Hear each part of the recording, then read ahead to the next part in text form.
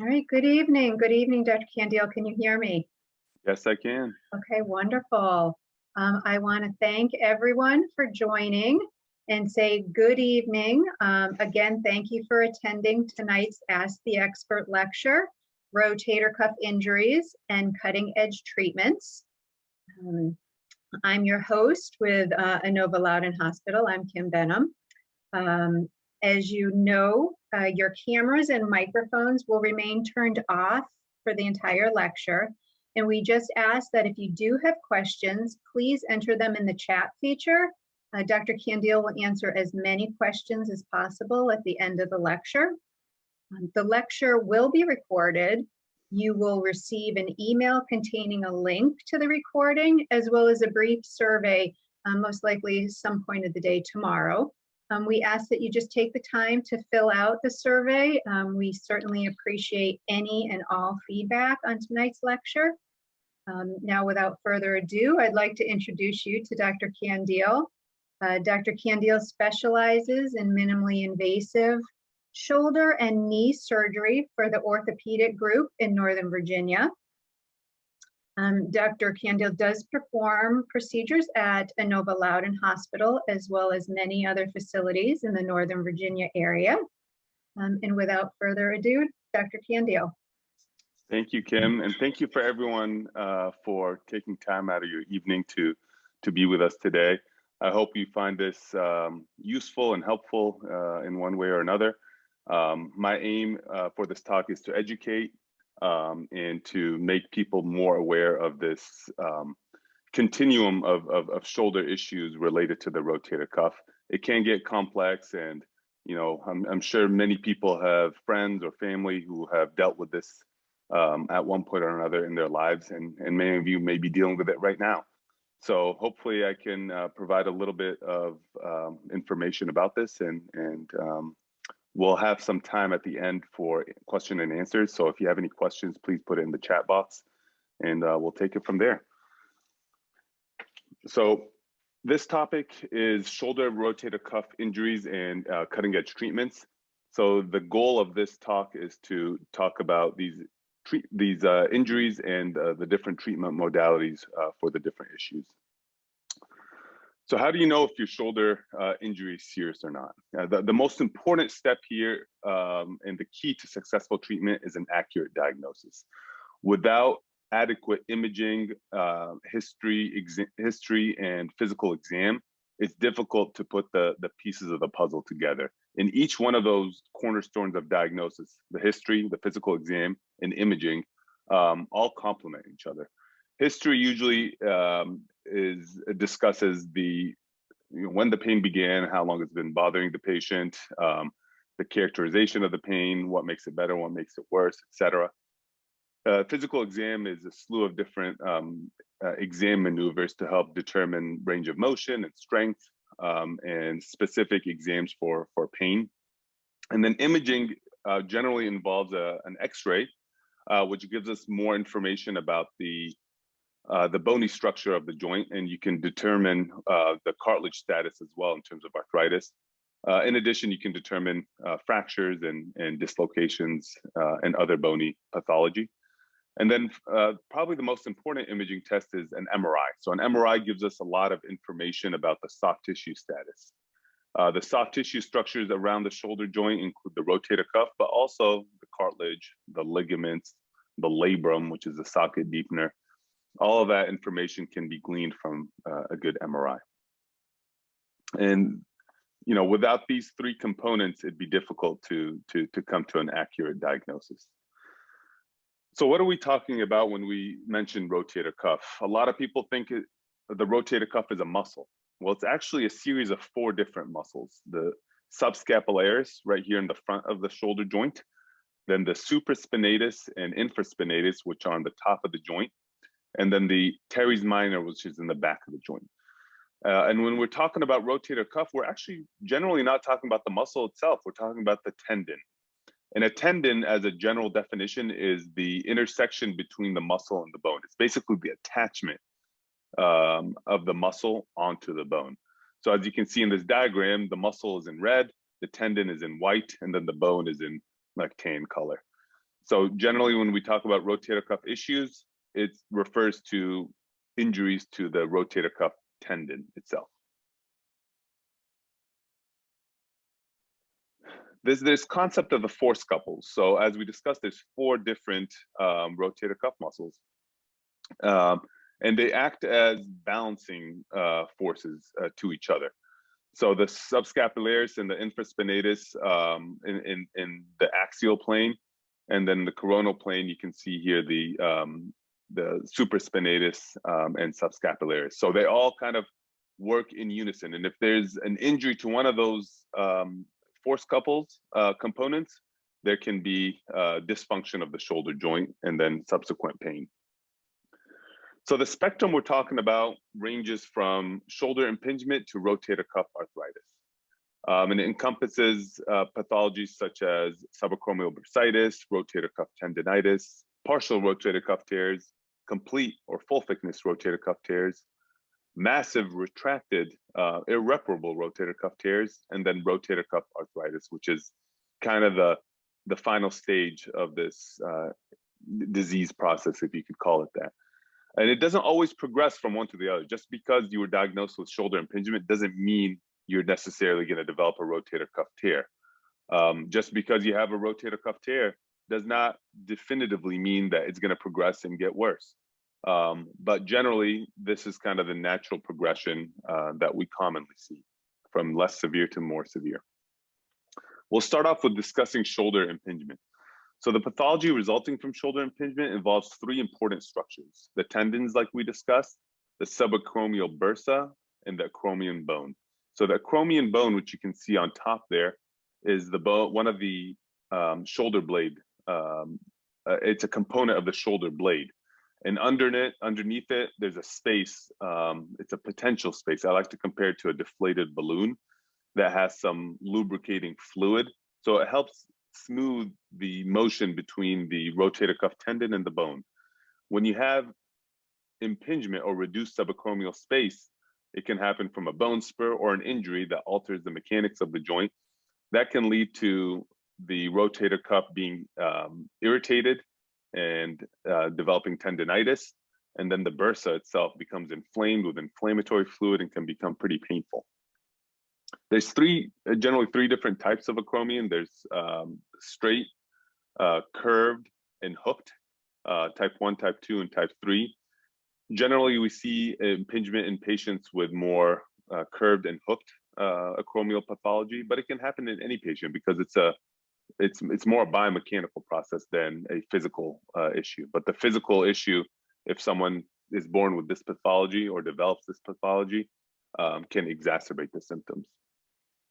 Generally, the treatment is physical therapy, anti-inflammatories, injections, and rarely surgery. So this is not a pathology that's generally treated surgically. The vast majority of patients can undergo physical therapy, which helps strengthen and stabilize the shoulder joint. It can be supplemented with anti-inflammatories, things like ibuprofen or Aleve or naproxen.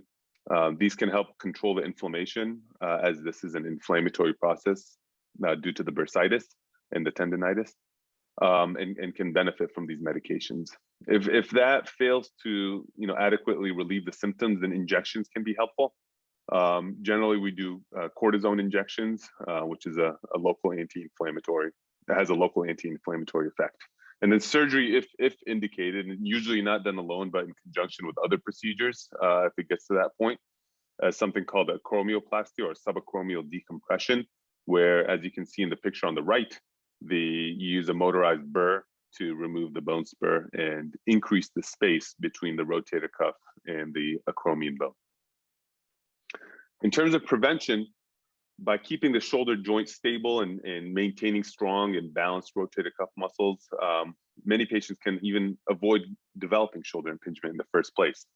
And avoiding repetitive, overuse or overhead activities can decrease the chance of developing subacromial bursitis, shoulder impingement. The next diagnosis on the rotator cuff injury spectrum is subacromial bursitis. As you saw in the shoulder impingement talk, it's intimately associated with an impingement from the acromion, but not always. Sometimes repetitive overuse can lead to bursitis. Sometimes you can develop bursitis from an infection. That would be an infectious bursitis. Very, very uncommon in the shoulder joint, but possible. Generally, it's a non-infectious inflammatory bursitis that occurs as a result of an offending pathology in the subacromial space, which is the space between the rotator cuff tendons and the acromion bone. The causes: rotator cuff muscle weakness and imbalance, like we discussed, repetitive shoulder motion.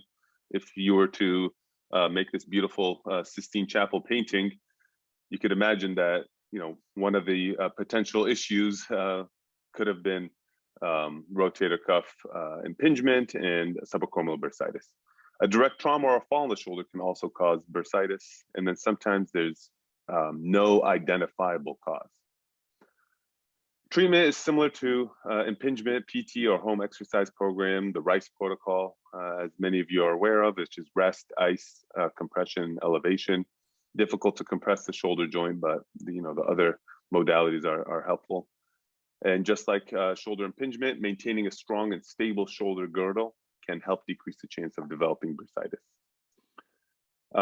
Finally, the rotator cuff tendonitis is also very common. The repetitive rubbing of the rotator cuff on the bursa and the overlying bone can lead to collagen disorganization and inflammation in the rotator cuff tendon, which we call rotator cuff tendonitis. Some studies and some authors believe this is more of a tendinopathy, which is a degenerative process, which can lead to disorganized collagen formation and more kind of chronic type symptoms. But in general, it's usually an inflammatory process. Also, due to repetitive overhead activities, signs and symptoms include shoulder pain with overhead work, sometimes just pain at night without activities. The treatment for this, similar to the other two diagnoses, physical therapy, anti-inflammatories. One emerging treatment modality for rotator cuff tendonitis that has failed a course of physical therapy, anti-inflammatories, and even maybe a cortisone shot is something called platelet-rich plasma. This is a newer evolving biologic intervention that is becoming much more popular in the field of orthopedics and the field of medicine in general. At this point in time, it's considered experimental, as there's not enough high quality studies to support its use in many orthopedic complaints, but there's an evolving and growing amount of literature that does support its use. And just briefly to go over the mechanism and the rationale for why this may work for patients with rotator cuff tendonitis. So the way this works is we draw blood from the patient, just a venous draw. We get about 15 cc's or 15 milliliters of blood. We put it in a centrifuge and spin it at multiple thousand rotations per minute. And what this does is separates the components of the blood into different components based on density. And what we try to aim for is this kind of yellowish layer that has the plasma, the platelets, and a lot of healing and growth factors. The plasma is considered anabolic, which helps build tissue, whereas red blood cells are inflammatory and catabolic, so they destroy tissue. So you want to obviously only put the component of the blood that has a healing capacity. And you inject that into the tendon, stimulates growth factors, hopefully generates new blood vessel growth and collagen synthesis, which can help the disorganized collagen become more organized. Once again, a lot of this is theoretical and a lot of it is evolving, but I do personally see that the use of PRP in orthopedic issues will definitely become more popular in the next 5 to 10 years. Next on the spectrum is the partial rotator cuff tear. So as you can see here, it might be difficult to see based on this diagram, but if you look at the leftmost drawing, you can see the muscle, which is red, and then the tendon, which is white. And you see the tendon here, it's inserting onto the bone right past the ball of the shoulder joint. So in the first picture, all the way on the left, the tendon is completely inserted onto its footprint. The second picture, it's about 50% of the tendon is torn off of the bone. And then the third picture, this is more of a high-grade partial rotator cuff tear. More than 50% of the tendon is torn off, but there's still some attached fibers.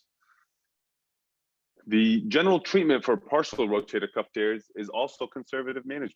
So physical therapy, injections, activity modifications for a minimum of 3 to 6 months. We know that the natural history of partial rotator cuff tears is progression in about 50% and improvement or maintenance of that level of tearing in the other 50%. And that's based on different studies that have been done. Partial rotator cuff tears, there are multiple studies that also show the benefit of PRP or platelet-rich plasma to help stimulate that healing response. If symptoms are persistent and progressive, and this is a high-grade partial rotator cuff tear, meaning more than 50% of the tendon is torn, then there may be a role for surgical treatment. And surgical treatment, as this diagram would indicate, consists of repairing the rotator cuff tendon back down to the bone with suture anchors. The next diagnosis on the spectrum is a complete rotator cuff tear. Usually complete rotator cuff tears are separated into two broad categories. There's traumatic and atraumatic. Traumatic rotator cuff tears, as the name suggests, occur from a trauma. So a fall, lifting a heavy object. Those can all lead to rotator cuff tears, whether complete or incomplete. The other atraumatic category of rotator cuff tears is usually due to wear and tear, and it's more of a degenerative nature. We commonly see that in older patients from repetitive use, and it could be one small, seemingly benign activity that tips the scale over the edge. The signs and symptoms of rotator cuff tears is usually obviously worse on the side of the injury, worse with overhead activities. A very common diagnosis is pain at night. So patients have trouble sleeping on the affected side. The pain wakes them up in the middle of the night. It's hard to get comfortable and put the shoulder in a position that is not painful. Loss of motion is less common, but strength deficit and weakness is very common in patients with larger tears. So that's another thing to kind of look out for. But basically, pain with overhead activities, pain at rest or pain at night, sleeping on the side being painful, and development of weakness with overhead activities are all signs that you potentially may have a rotator cuff tear. 50%, we know that 50% of painless rotator cuff tears become painful after 2 to 3 years. And 50% of complete rotator cuff tears become larger at 2 years, and bigger tears tend to progress faster. But that's not always the case. The other 50% don't progress and are not painful after that period of time. The key distinction in my view is between traumatic and atraumatic. For degenerative rotator cuff tears, even if they're full thickness, you can sometimes have that in a patient who doesn't have symptoms. But if a patient is symptomatic, this data suggests it may be worth trying a course of physical therapy and non-operative treatment to help deal with the pain and dysfunction. And many patients do well and never require surgery. In those patients who have persistent symptoms despite a period of physical therapy, then surgery may be indicated. On the other hand, for traumatic rotator cuff tears, so those patients who had no pain prior to an injury, they have an injury which leads to a full thickness rotator cuff tear, the general treatment is surgical. However, it's not required. Doing physical therapy can be an option even for those patients. So physical therapy is always a reasonable option. We discussed the force couples and the rotator cuff being usually 4 different muscles and tendons. Generally, when you have a rotator cuff tear, it's of one of the muscles, unless it's a massive rotator cuff tear, which we'll talk about next. And we discussed, the indications for surgery. When possible, a complete anatomic repair should be performed. And that means restoring the normal location of the tendon back down to the bone. That would restore the anatomy, restore the biomechanics. The goal would be to, have strong fixation, which can promote healing. And most importantly, lead to a decrease in pain and improvement in shoulder function. This is a demonstration of how we do this repair. We generally place 2 anchors or suture anchors at the junction between the humeral head or the shoulder head or ball and the bone. And then we place sutures through the tendon. And then we place 2 more suture anchors on the lateral edge of the bone, which will allow the tendon to kind of compress down onto the bone and look like the diagram you see on the left. So if you had this before and your surgeon showed you a picture of the repaired rotator cuff and you can see this box with an X, that's a good sign. That means, the tendon is repaired down to the bone, and this entire area where the box is compressed down onto the bone, which, as this slide shows, demonstrates a clear biomechanical advantage in cadaveric studies, greater bone tendon interface, but not all the studies have demonstrated a significant clinical improvement over the traditional way to repair these, which is with a simple repair technique. Factors that contribute to re-tear rates are increased fatty infiltration of tissue, smoking, the size of the rotator cuff tear, and increased tension on the repair. So one of the biggest complications with rotator cuff repair is failure of the repair. And no one wants to deal with that kind of complication, and we try to avoid it by meticulous technique and anatomically reducing the tendon, making sure that there's no tension on the repair, controlling the modifiable risk factors like smoking. So we know that smoking leads to a decrease in microvascularization, meaning decreased blood flow to the small blood vessels that can supply the rotator cuff and other areas of the body. And then the first one that I talked about, the increased fatty infiltration of the tissue. So when you have a tear that's been present for a long period of time and it's a full thickness tear, that tendon is no longer attached to bone.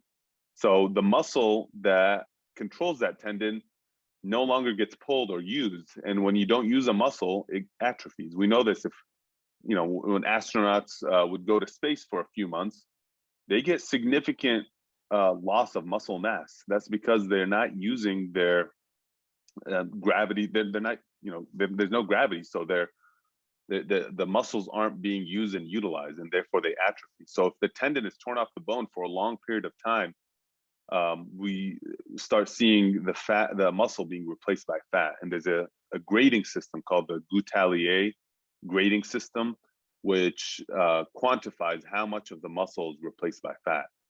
And the more muscle is replaced by fat, the less likely doing a repair would be beneficial. So that's one of the downfalls of waiting too long if you have a full thickness rotator cuff tear that's painful. And that brings us to the next topic, which is massive rotator cuff tear. So there's two ways to define a massive rotator cuff tear. One is that it involves 2 or more of the rotator cuff tendons. And the other definition is more than 5 centimeters diameter of the tear. So in this drawing right here, you could see HH is humeral head, G is glenoid, and RC is rotator cuff. You can see that this rotator cuff tendon is supposed to be on top of the humeral head and attached there, but it was completely torn off and retracted all the way to the level of the glenoid, which is the socket of the shoulder joint. So this, based on the diameter definition and likely the number of tendons involved, is a massive rotator cuff tear. The reason why this is a challenging entity to deal with is the following. First, the fatty infiltration. If you've got a full thickness tear that's been retracted for a long period of time, that body doesn't treat it like a muscle anymore, and it starts replacing it with fat because it's not being used. And you can see in this diagram right here, this is an MRI, a sagittal cut of an MRI. These are the 4 rotator cuff muscles. These are the muscle bellies, actually, because this is the shoulder blade. So this is the supraspinatus, this is the subscapularis here on the left side of the screen. And then you've got the teres minor on the bottom, and then this is the infraspinatus. So in this picture, the infraspinatus is more than 50% fat, whereas the supraspinatus is less than 50%, but there is some fatty infiltration. Patient age, so In older patients, the tissue quality is not as good as it was when those patients were in their teens and 20s. Functional demands. So if someone has high functional demands, that can be a challenge. Competence of the rotator cuff, and then presence of shoulder arthritis, as we'll see in the next entity that we're going to discuss. If you have a massive rotator cuff tear that's left that way for a long period of time, it will develop something called rotator cuff arthritis or rotator cuff arthropathy. And when that develops, it's very difficult to reliably repair that rotator cuff and get meaningful function out of it. Even if you do get a repair from a massive rotator cuff tear, the re-tear rates are higher. There's a higher likelihood of structural failure, and the outcomes of the surgery are less predictable. So there's a lot of research and literature and treatments for massive rotator cuff tears. None are perfect, but many offer their advantages. Each offers an advantage and disadvantage. So non-operative or physical therapy, if a patient is doing just fine and it's minimally affecting their activities of daily living and quality of life, then a trial of non-operative treatment or physical therapy can be considered. A complete repair, if done, can be the best option. I've seen this being successful in patients who have traumatic massive rotator cuff tears. So those that are fresh. So they had a trauma, a fall, and then both tendons tore. That's considered a massive rotator cuff tear. I've found good results with repairing these. On the other hand, tears that are large but have been present for a long period of time have a higher re-tear rate and lack of healing rate. Partial repair has been shown in studies to be helpful in terms of pain and function. Patch augmentations. There's different types of biologic patches, whether it's dermal allograft or donor graft tissue that can be laid upon the repaired rotator cuff and can promote a biologic healing response. This has been shown to be helpful, and I use this in some of my more complex rotator cuff repairs to increase the chance of healing. Superior capsular reconstruction it was a breakthrough in the treatment of massive rotator cuff tears about 10, 15 years ago. It was developed by Dr. Mahata in Tokyo. And what he proposed is using tendon graft and repairing it. I could show you in this diagram right here, repairing the tendon from the socket, above the socket to the humeral head. And what that does is it doesn't actually increase your strength, but it can prevent the shoulder from migrating up, which can lead to pseudoparalysis of the shoulder. So this helps with pain and can help with function, but not strength. And finally, reverse shoulder replacement when a patient develops arthritis as a result of a massive rotator cuff tear. And even in patients without significant arthritis, some studies show that reverse shoulder replacements can lead to improved function and quality of life. So Dr. Burkhardt, who was a pioneer in this field, introduced the concept of partial repair on the basis of restoring those force couples that we had talked about. The complete rotator cuff repair, like we discussed, this is the gold standard treatment for any complete rotator cuff tear. And if there's a reasonable chance that the tendon can be repaired, meaning there's no significant fatty infiltration, there's no significant arthritis, then I would attempt to do a rotator cuff repair. And in these cases, I almost always consider patch augmentation with an acellular dermal matrix or dermal patch, like I discussed. The biomechanical properties are favorable, and it could potentially enhance the healing potential.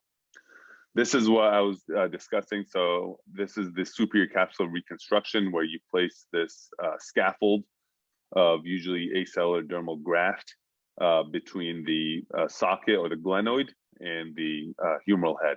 And this prevents superior migration, prevents pseudoparalysis of the shoulder, and can help with pain and function. This is a complex procedure. Not many people do this, but it is something that I think is an important part of the armamentarium for any shoulder surgeon to have as it doesn't involve a reverse shoulder replacement and can lead to significant improvement in pain and function. But once again, this will not lead to an improvement in strength because the rotator cuff tendon is not repaired. So this just prevents the superior migration of the shoulder relative to the socket.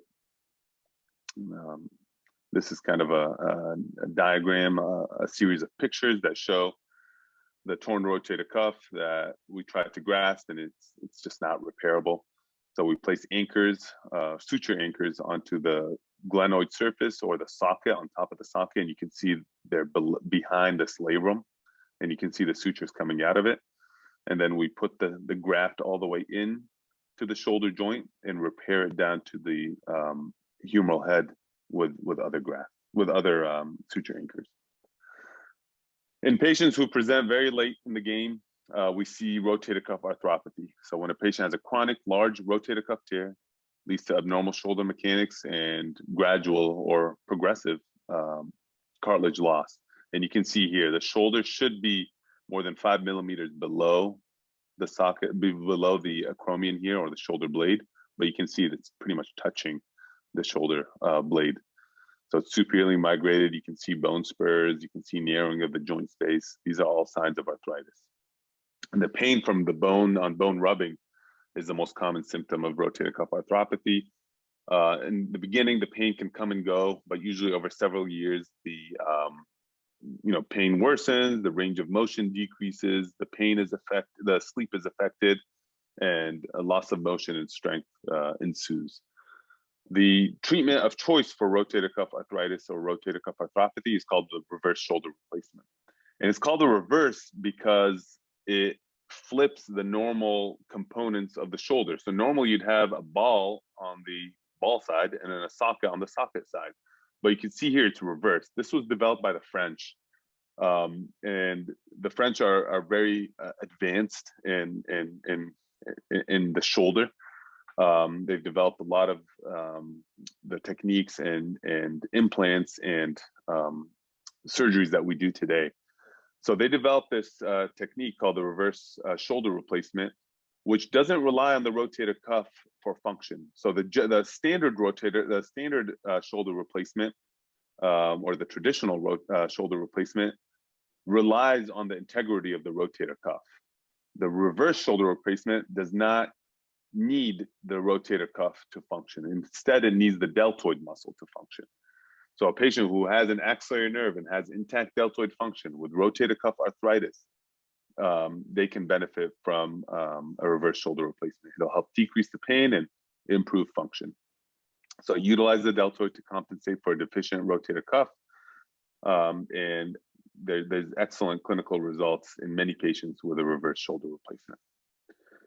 So in conclusion, I'm sorry that this may have seemed pretty confusing, and I tried to be as clear about the different diagnoses as possible. But rotator cuff injuries, they comprise a wide range of pathology from benign to debilitating. A thorough physical exam is essential to identify, and imaging is helpful to confirm. And more important than that is really the history. So the description of the symptoms by the patient. Conservative treatment with physical therapy, anti-inflammatories, and injections can be helpful in many of these pathologies, as we discussed. None of these conditions are life-threatening. So, although many of these can progress over a period of time, it usually, the rule, as opposed to the exception, the rule is to try a course of conservative treatment. In patients who have already tried and failed multiple courses or a good amount of conservative treatment, then surgery can be considered. Repair is the gold standard, so you always want to repair a tendon that's torn. Augmentation grafts or patches are promising and are being utilized increasingly. SCR, superior capsule reconstruction, is a newer option with good early and midterm results. And finally, in certain patient populations with rotator cuff arthritis, the reverse shoulder replacement works very well. So thank you very much. I know it's difficult to get anyone to listen to a webinar, at 6 p.m. on a Wednesday, but I do appreciate everyone's coming out today, and would like to open the floor to any questions. Wonderful. Thank you so much.